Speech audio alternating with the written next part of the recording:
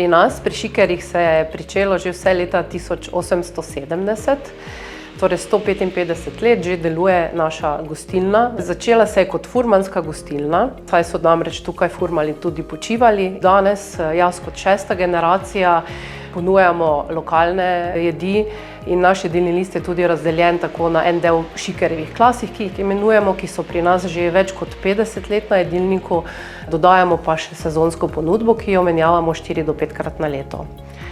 Osnova je seveda gostilna. Potem smo pa začeli z našo kletjo, ki se nahaja pod gostilno, kjer prirejamo razne dogodke.